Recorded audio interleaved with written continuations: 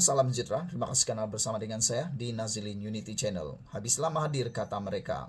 Mahathir patut malu, sembur bisa pada kaum India, kata bekas ahli parlimen. Bekas ahli parlimen Klang, Charles Santiago, kesal dengan kenyataan terbaru Dr. Mahathir terhadap masyarakat India Malaysia. Mahathir sepatutnya malu dengan dirinya sendiri kerana mengeluarkan kenyataan sedemikian pada usia senjanya bidas pemimpin DAP itu. Kaum India dan China telah menyumbang kepada pembangunan sosio-ekonomi dan politik Malaysia. Dr. Mahathir Mohamad harus malu dengan dirinya sendiri atas kenyataan bisa atau venom tersebut, katanya. Tindakan mesti diambil ke atasnya kerana kenyataan yang memecah belahkan itu berpotensi membahayakan masyarakat berbilang kaum di negara ini, kata Charles pada X yang dahulu dikenali sebagai Twitter hari ini. Dia mengulas kenyataan Mahathir kepada saluran TV Starlet India Tanti TV bahawa masyarakat India Malaysia masih tidak setia sepenuhnya kepada negara ini kerana mereka masih terikat dengan negara asal mereka. Mahathir berkata seseorang itu harus dikenali sebagai orang Melayu untuk berhak untuk menganggap Malaysia sebagai negara sendiri. Charles berkata Mahathir sedar dia mencetuskan ketaksuban dan kebencian dengan kenyataan terbarunya, tetapi tidak mengambil berat tentang akibat daripada kata-katanya itu. Adakah dia bermati-matian cuba untuk kekal relevan, terutama pada usia senjanya? Maka dia mesti tahu bahawa kita sudah muak dengan kata-kata kebenciannya. Malaysia bukan milik segelintir orang terpilih, tetapi milik semua rakyat Malaysia. Dengan kenyataan itu, Mahathir telah menghapuskan apa sahaja kebaikan yang dia lakukan untuk negara ini, kata Santiago lagi. 7 komen daripada netizen di ruangan Malaysia kini tentang isu ini ialah: Harimau 1 mengatakan Mahathir ini tidak habis-habis nak hancurkan negara dan rakyat, tidak habis-habis menabur kebencian, tidak habis-habis menabur kata-kata yang penuh dengan kepedihan, venom dan bisa tanpa memikirkan sebab dan akibat. Kata mereka lagi, Mahathir mungkin lupa bahawa dia sudah disenja usia, manakala generasi yang akan meneruskan Malaysia ini akan menerima akibatnya. Mahathir mungkin bila-bila masa boleh pergi selama-lamanya, kata mereka, tapi yang menanggung akibat itu ialah rakyat Malaysia yang ada sekarang. Jadi mereka kata, Mahathir berhentilah mencetuskan kebencian tersebut. Banyak lagi beberapa netizen mengatakan Griket. Saudara-saudara sekalian, menurut Griket 773, beliau kata, biarkanlah Tun Mahathir itu seorang diri.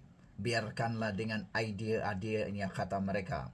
Griket kata, tak perlulah melayan Mahathir ini pada waktu senjanya.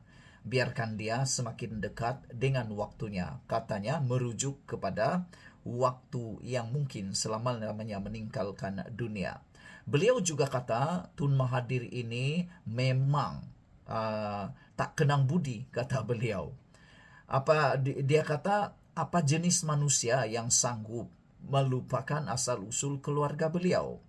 Tidakkah beliau adalah anak derhaka terhadap keluarga sendiri, khususnya kalau dia cuba melupakan asal-usul dan keturunannya sendiri, katanya, merujuk kepada kenyataan Tun Mahathir dalam isu panas kali ini.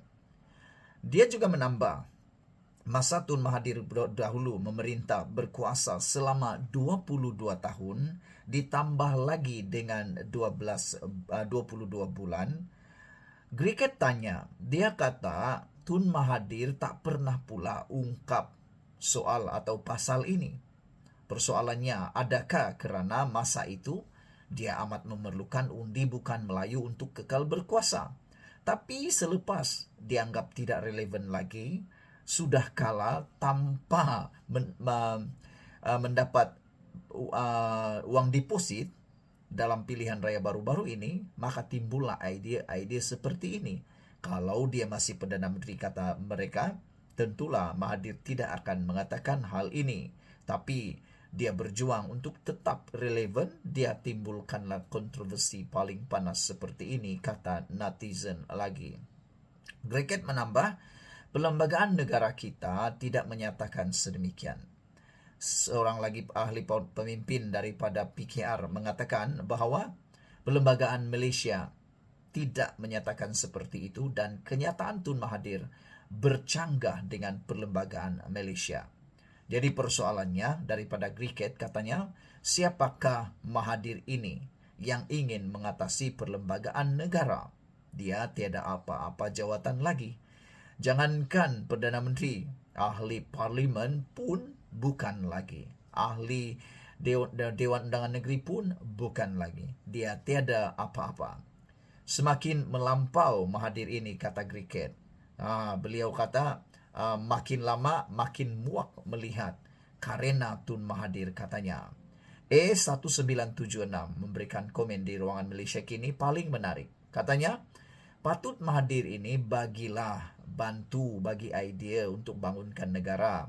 Malaysia sekarang ini punya hutang 1 trilion, lebih 1 trilion. Jadi katanya, apalagi bantulah negara untuk membangun negara, bukannya mencari macam-macam kontroversi yang boleh mencetuskan ketidakstabilan negara dan pastinya akan menyebabkan keyakinan para pelabur akan meragui Malaysia, akan menjadi ragu-ragu.